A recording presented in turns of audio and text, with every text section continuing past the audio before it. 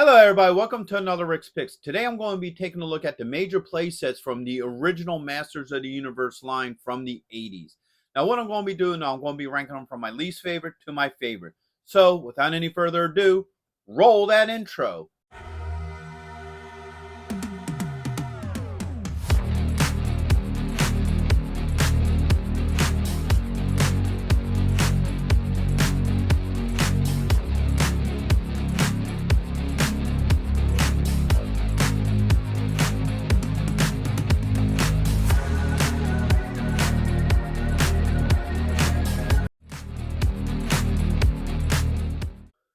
Alright, so first on our list at number 5 is Eternia. Now, I was never a big fan of this playset. It looked cool. It really does look cool. I like the overall look to it. Like when you look at it on a table or something, it just looks neat. But let's be real here. What the Eternia playset really is a glorified monorail. That's all it really is. It is pretty much there so your little cart can go around the monorail track and what have you. There isn't much more to it. It was meant to be for you to get the monorail, and you have the one tower here which is supposed to lead to Grayskull. There's not much to this thing other than a little prison to it. And then you would go from that tower over to the Snake Mountain Tower, where this is probably the coolest looking of the three towers, to be honest, in my personal opinion. I do love how the snake wraps around it. But the only thing that really does is the snake on top spins around. And then you get back to your main tower. And there's not much you could do with that either because, like, that, yeah, the front piece is cool where you have the lion head and the hands and it could grip your either bad guys, good guys, whoever's trying to get in there and what have you. But that's like the main piece. Once you get into the tower, you got like, obviously your turrets on top. You got a control room and you got an elevator. But it's so tight in there, you can't do anything in there. You can barely fit one figure in any of those levels of that tower, let alone two figures, let alone trying to have somebody trying to fight each other. So, you basically get one guy on each level and then that's it. And really, what are they fighting for with the Eternia? What is the inspiration of, this playset? Oh, what, you're going to stop Skeletor from taking the monorail home back to Snake Mountain, after He-Man and his crew just beat him up? Or is Skeletor really going to waste his time taking the monorail to, Castle Grayskull because he just don't feel like walking that day? I mean, what's the overall? Yeah, I think that was my problem with it too, as a kid, as well as an adult. Was there wasn't much purpose for anybody to be fighting over this. There wasn't nothing unique or special about it. And when I was a kid, thinking of Eternia, I more or less thought of like the Filmation cartoons. I thought of, I guess it was considered the city of Eternia, or that I'm expecting a throne room, maybe Duncan's lab, maybe a prison, maybe a wall for them to keep Skeletor and his horde out, something like that. I wasn't expecting the three towers, so that was always my least favorite of the play sets because I just didn't really feel like it had any real purpose as a kid and as an adult. And the monorail thing, yeah, it's pretty cool, but once you see it go around in a circle a couple of times, it kind of loses its lackluster. And that's if you could get it together. Because a lot of people had issues of putting that monorail together and it breaking on them. Now, I personally didn't have it. One of my buddies had it, but I wasn't never really impressed with, Eternia. Okay, now at the number 4 position is the Fright Zone. This was another one that I wasn't super impressed with. I liked it a little bit more than Eternia because it did seem to have purpose. It was supposed to be where the evil horde hung out. Now, the problem with it though is it wasn't that frightening, especially if you were somebody who grew up watching Princess of Power and you see what the Fright Zone looked like in that, and then you get this. All right, it did have some fun play features to it, like you had the puppet dragon. It had a prison, it also had like a little trap thing, in the ground. So it did have some okay play features, but it felt very cramped. There wasn't much room to do anything on it. And the weakest point to it was there was nothing on the back. When you would spin around to the back, there was like nowhere for Hordak and his evil horde to hatch out any plans. No, nothing. It was just plastic.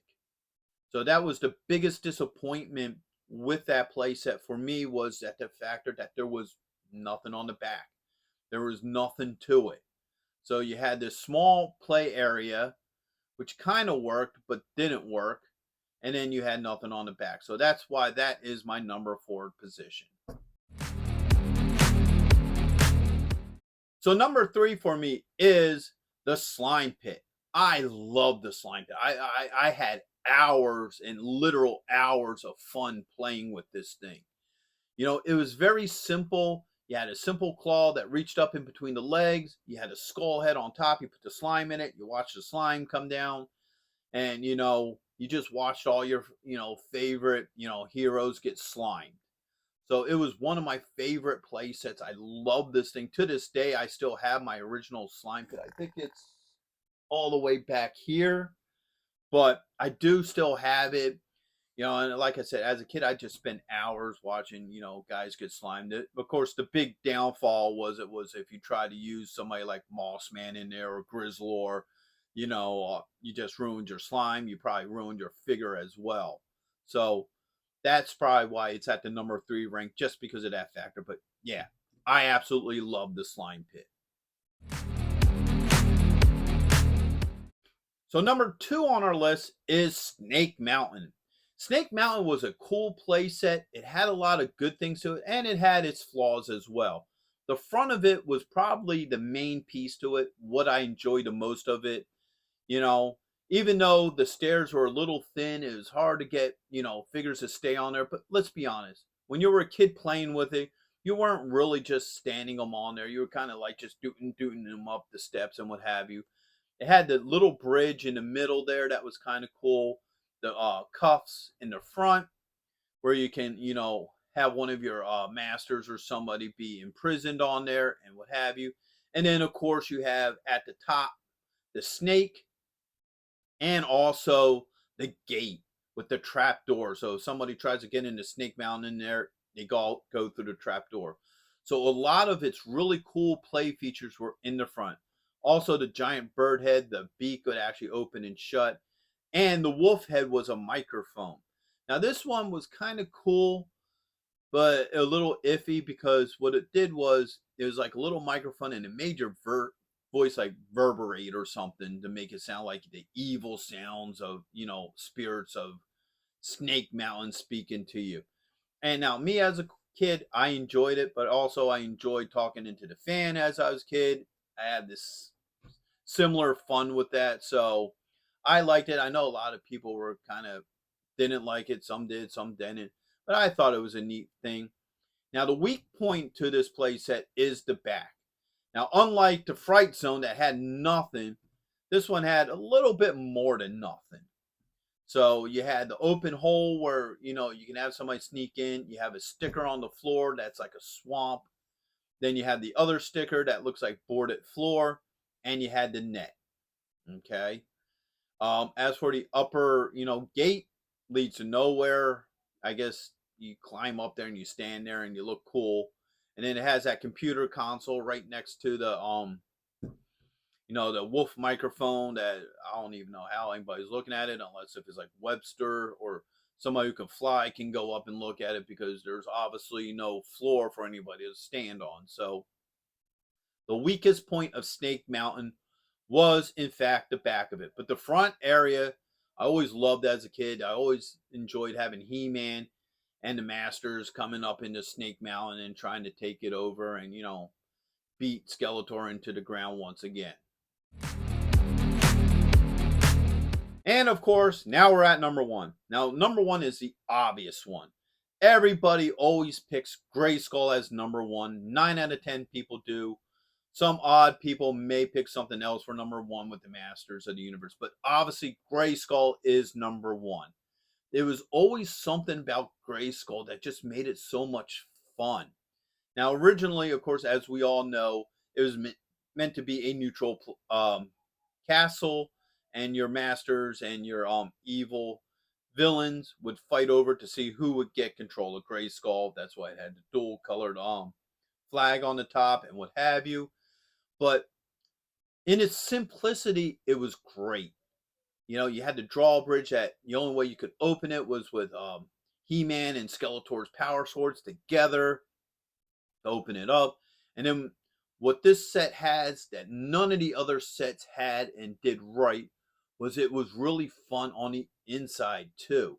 So you had, like the elevator, you had the throne seat that you could swivel and make the trap door work. So there was a lot of cool stuff that you could do inside of it as well. So Grayskull was the ultimate playset. It was probably every kid's top 5 favorite play sets of the 80s. It still is a masterpiece. I love the original Grayskull. I even like the newer versions of it.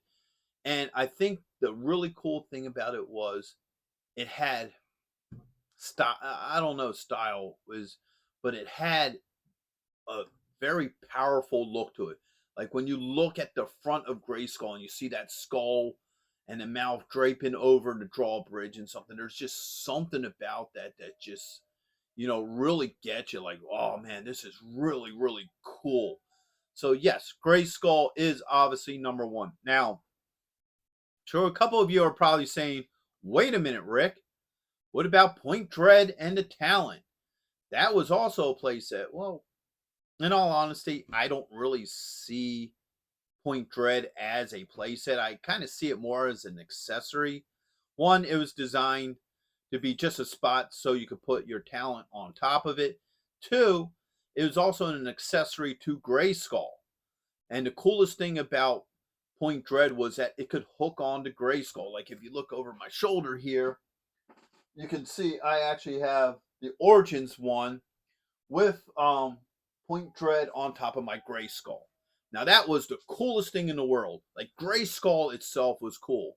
But if you were that one kid who had Point Dread and a talent, and you had that thing sitting on your Grayskull, that just heightened how much cooler your Grayskull just got. It just made it better.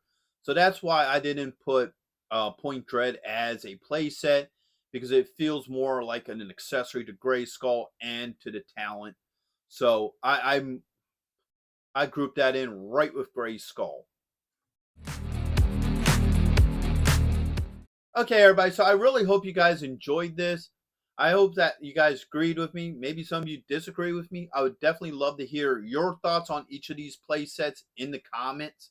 I always love having a discussion with people about stuff. Maybe you guys loved, Eternia. Maybe you thought it was number one. Maybe you would do it in a different order. I'd like to hear from you guys and get your point of views on these play sets as well. So with that being said, hope you did enjoy this video. If you did, go ahead and check out my Masters of the Universe playlist and hit that like, share, and subscribe. They're all small clicks for you, but it really helps this channel grow. So to the next one, late.